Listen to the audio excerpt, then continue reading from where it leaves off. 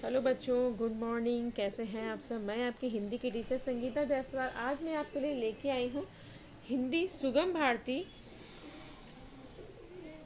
पहली इकाई poem number 1 हृदय का उजाला। ठीक है, आज हम पढ़ने वाले हैं बच्चों हृदय का उजाला। पहली इकाई का पोयम नंबर 1 है और इसके कवि हैं रमाकांत यादव जी। ठीक है बच्चों, तो ये वीडियो शुरू करने से पहले मैं आपको बताना चाहती हूँ क्या क्या चीज़ें आपको इस वीडियो में प्रोवाइड की जाएंगी। तो सबसे पहले हम कवि का परिचय जानेंगे, पद संबंधी जानेंगे बच्चों।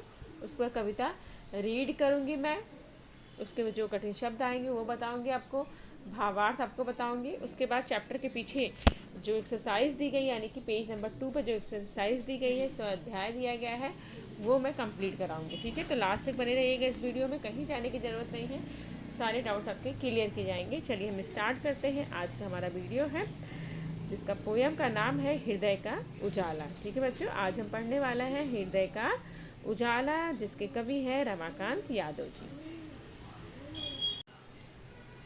चलिए पहले हम परिचय जान लेते हैं। रमाकांत यादव जी का जन्म 1963 में जौनपुर उत्तर प्रदेश में हुआ था।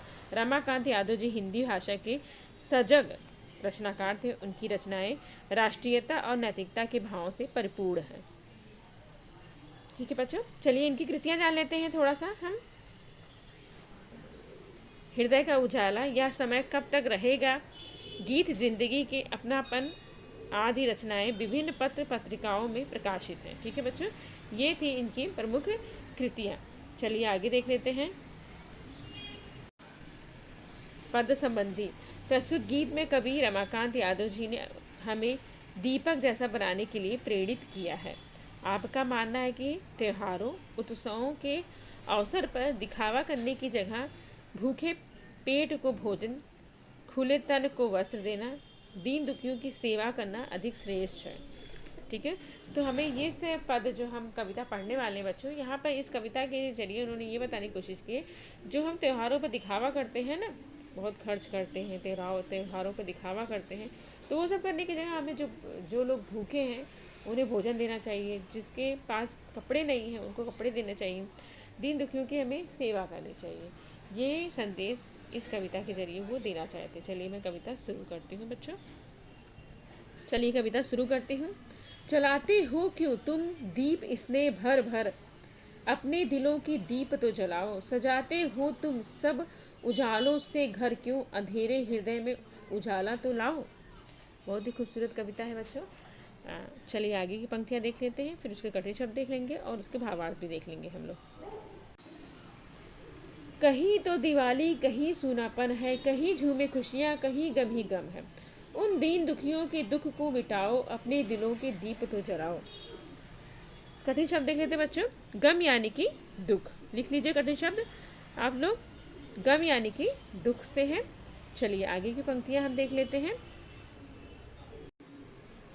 न फुलझड़ियाँ चमकाओ न फोड़ो पटाखे, भोजन नहीं जिनके दे जाओ जाके, उनकी जख्मों पर मलहम लगाओ, अपने दिलों का दीप तो जलाओ। ठीक है बच्चों, चलिए इनके भावार्थ हम देख लेते हैं इन पंक्तियों के। प्रस्तुत गीत में कवि रमाकांत यादव जी ने हमें दीपक जैसा बनने के लिए प्रेरित करते हैं। वो कहते हैं कि उनके हृदय में दुख एवं कठिनाइयाँ हैं, आप उनके दीपक बनो, उनकी हर हाल में मदद करो। कवि कहते हैं कि त्योहारों उत्सवों में दिखावा ना करें, उनकी वास्तविक ज़रूरत जो है उसमें उनकी मदद करें। ठीक है, दिवाली पर हम बहुत दिखावा करते हैं, वो दिखावा नहीं करना चाहिए हमें, बल्कि उन्हें भोजन देना चाहिए, वस्त्र देना चाहिए, उनकी दीन दुखियों के दिलों में जो है वो दीपक हमें जलाना चाहिए। ठीक है बच्चों, चलिए आगे की पंक्तियाँ देख लेते हैं। जला दीप तुमने अंधेरा मिटाया, पर क्या तुमने भूखे को भोजन कराया, उजालों की राहत कभी ना रही उनकी, रोटी तुम उनको जाकर खिलाओ। चाहत यानी कि अभिलाषा, इच्छा, लिख लीजिए कठिन शब्द बच्चों। चाहत शब्द आया है यानी कि अभिलाषा या इच्छा से है। चलिए आगे की पंक्तियाँ देख लेते हैं हम। पहला ही दीपक बहुत अंधेरे को, अनगिनत दीप मिलना दीप को सजाते, उनके दिलों से पूछो तो जाकर, जख्मों पर स्नेह जो लगा तक न पाते। अनगिनत यानी कि जो गिना नहीं जा सकता है, असंख्य जिसको हम कहते हैं। ठीक है बच्चों, असंख्य जिसे हम कहते हैं। आगे देख लेते हैं। बुझे दिल में उनकी ज्योति जलाओ, अंधेरे हृदय में उजाला तो लाओ। तो ये पंक्तियाँ यहाँ पे समाप्त होती हैं। बहुत ही सुंदर कविता थी बच्चों। तो जिस तरह से हमने कविता पढ़ी उसमें देख के ही लग रहा है कि हमें दिखावा नहीं करना चाहिए, बल्कि उन दीन दुखियों की सहायता हमें करनी चाहिए। ठीक है, जिनके पास भोजन नहीं है, जिनके पास वस्त्र नहीं है, उन्हें वो सारी चीज़ें हमें देनी चाहिए। ठीक है, चलिए इन पंक्तियों के भी भावार्थ हम देख लेते हैं। तो कवि कहते हैं, घर में अनगिनत दीप जलाने से उजाला नहीं होगा, हमें दूसरों के जीवन में दीप जलाना होगा। जैसे भूखे पेट को भोजन कराना, खुले तन को वस्त्र देना, दीन दुखियों की सेवा करना अधिक श्रेष्ठ कर होगा। किसी न किसी को तो पहला दीपक बनना ही होगा, जो अंधेरे हृदय में उजाला ला सके। ठीक है बच्चों, तो ये था भावार्थ इसका। अब चलिए हम इस कविता के 100 अध्याय भी देख लेते हैं। तो पेज नंबर 2 पे आ गए हम लोग। सूचना के अनुसार कृतियाँ पूर्ण करनी है, रिक्त स्थानों में उचित शब्द लिखना है। नंबर 1 है मिटाना है को। नंबर 2 है उजाला लाना है डैश में। 3 है भोजन कराना है डैश को। 4 है ज्योति जलानी है डैश में। ठीक है बच्चों, तो यहाँ पे रिक्त स्थानों की पूर्ति हमें करनी है, सही शब्द हमें भरना है जो फिर इन द ब्लैंक है। चलिए देखते हैं। नंबर 1 पे आएगा मिटाना है दुख को। ठीक है, नंबर 2 पे आएगा उजाला लाना है अंधकार में। ठीक है, यहाँ पे अंधकार भरना है।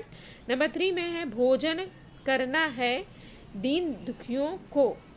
भोजन कराना है दीन दुखियों को आएगा। ठीक है, और नंबर 4 पे आएगा ज्योति जलानी है दिलों में। ठीक है, ज्योति जलानी है दिलों में आप भरना है आपको। ठीक है, क्वेश्चन नंबर 2 पे जाएंगे बच्चों हम। कविता में आए दिवाली से संबंधित 2 शब्द आपको लिखने हैं।